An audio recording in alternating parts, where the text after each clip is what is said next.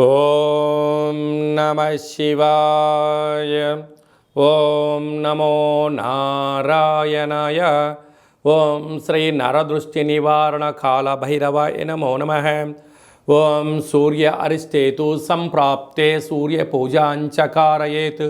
సూర్య ధ్యానం ప్రవక్ష్యామి ఆత్మదోషపీడోప ఉపశాంతయే. హరి ఓం. మా ఛానల్కి స్వాగతం. చూస్తున్న వీక్షకులకు, ప్రేక్షకులకు, ప్రియ కాళభైరవ భగవద్బంధులకి స్వాగతం పలుకుతూ మమ్మల్ని ఎంతగానో ఆదరిస్తూ ఉండబడినటువంటి ప్రియ సోదర సోదరీమణులందరికీ కూడా స్వాగతం పలుకుతూ, అలాగనే 15/3/2024 నుండి 13/4/2024 వరకు రవి భగవానుడు మీనరాశిలో సంచారం చేసినప్పుడు అందరికీ ఆయురారోగ్యాలను, ఆత్మస్థైర్యాన్ని, మనోధైర్యాన్ని ప్రసాదించాలని మనసారా కోరుకుంటూ అందరినీ చల్లగా ఆశీర్వదించమని ప్రార్థన చేద్దాం. మీనరాశి వారికి 18 సంవత్సరాల తర్వాత రాహుతో కలిపి సంచారం చేయడం వలన ప్రయాణాలు, అలసట, నీరసం, అకాల భోజనం, తిరుగుడు, అనవసర ఖర్చులు ఉండేటువంటి అవకాశాలు ఉన్నాయి. దయచేసి అప్పులు ఇవ్వద్దు, అప్పులు తెచ్చుకోవద్దు. ఒక దశ దిశ నిర్దిష్టంగా ఏర్పాటు చేసుకొని ఒక ప్రణాళికాబద్ధంగా మీరు ఉండగలిగినట్లయితే మీ యొక్క సమయం, ధనం రెండు వృధా కాకుండా ఉండే పరిస్థితి ఉంటుంది.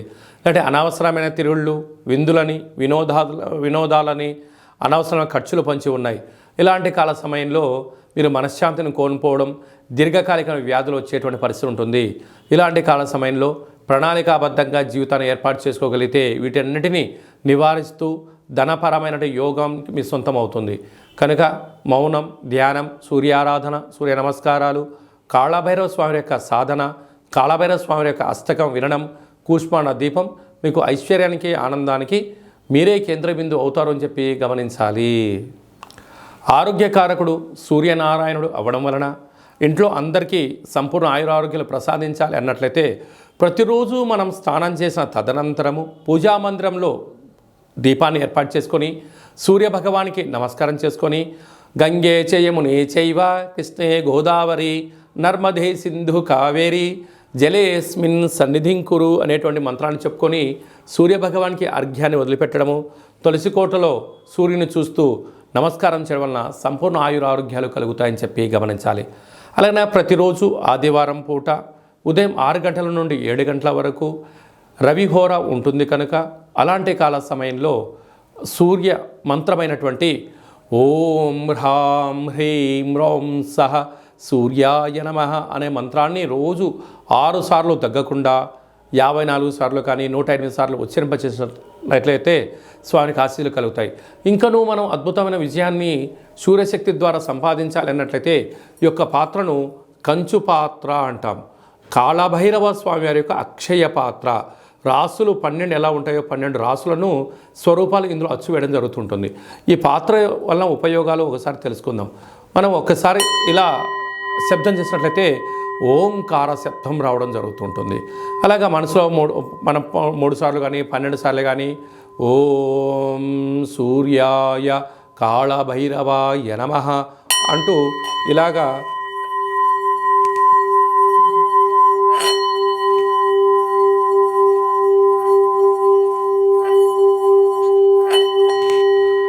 ఈ యొక్క శబ్దాలను సృష్టించడం వలన మానవుని శరీరంలో ఉండబడిన చక్రాలు వికసింపచేయడం, మనకు ఉండబడినటువంటి అష్ట కష్టాలు తొలగిపోయి అష్టైశ్వర్యాలు కలుగుతాయి. అలాగా సూర్యభగవానుడి యొక్క ఆశీస్సులు, కాళభైరవ యొక్క ఆశీస్సులు కలుగుతాయని చెప్పి గమనించాలి. కనుక మన యొక్క దేవాలయంలో నిత్యము సూర్యారాధన, సూర్య నమస్కారాలు, సూర్యుడికి సంబంధించినటువంటి పూజా కార్యక్రమాలు జరుగుతూ ఉంటాయి. ఈ యొక్క పాత్ర, ఒక పిరమిడు, డాలరు, కంకణము, కాళభైరవ హోమాన్ని చేయించి సూర్య నమస్కారాలు చేయించి మీకు ప్రసాదం పంపించడం జరుగుతుంది. ఆసక్తి గలవారు ఈ కింది నెంబర్ సంప్రదించవచ్చు. మీ వ్యక్తిగత జాతకం తెలుసుకోవాలనుకుంటున్నారా?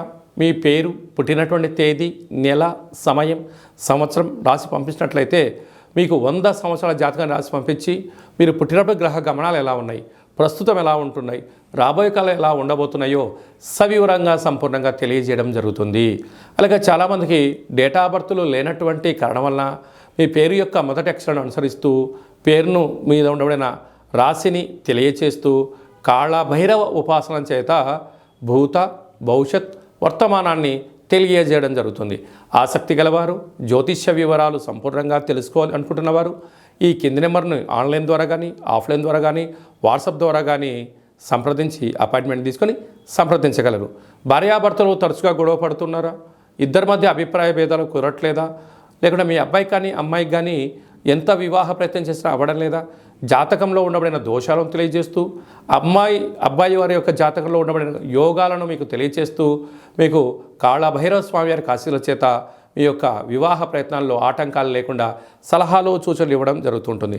భార్యాభర్తల మధ్య అభిప్రాయ భేదాలు తొలగి ఒకరంటే ఒకరికి ఆప్యాయత అన్యోన్యత ఉండడానికి సలహాలు సూచనలు ఇవ్వడం జరుగుతుంటుంది. అలాగనే కాళభైరవ స్వామి యొక్క మంత్ర సాధన ఎలా చేయాలి, కాళభైరవ స్వామి యొక్క మంత్ర ఉపదేశం ఎలా తీసుకోవాలో మన యొక్క దేవాలయాన్ని ఏర్పాటు చేయడం జరుగుతుంటుంది. అలాగా వాస్తు జ్యోతిష్యం నేర్చుకోవాలి అనుకుంటున్న వారికి మన దేవాలయంలో నేర్పించడం జరుగుతుంది. కనుక అందరికీ కాళభైరవ స్వామికి ఆశీస్సులు మరియు సూర్య భగవాన్ యొక్క ఆశీస్సులు ఉండాలని కోరుకుంటూ ఆశీర్వచనం. ఓం శతమానం భవతి శతాయు పురుష సతేంద్రియ ఆయుష్యేవేంద్రియే ప్రతిష్టతి ధనం ధాన్యం బహుపుత్రలాభం శత సంవత్సరం దీర్ఘమాయు సర్వం సూర్యనారాయణార్పణమస్తు. ఈ వీడియో మీకు నచ్చినట్టయితే లైక్ చేయండి, షేర్ చేయండి. అందరికన్నా ముందుగా మీరు ఆధ్యాత్మిక వీడియోలు మీ వ్యక్తిగత జాతకం తెలుసుకోవాలి అనుకుంటున్నట్టయితే ఈ కింది నెంబర్ని సంప్రదించి స్వామి ఆశీస్సులు పొందగలరు.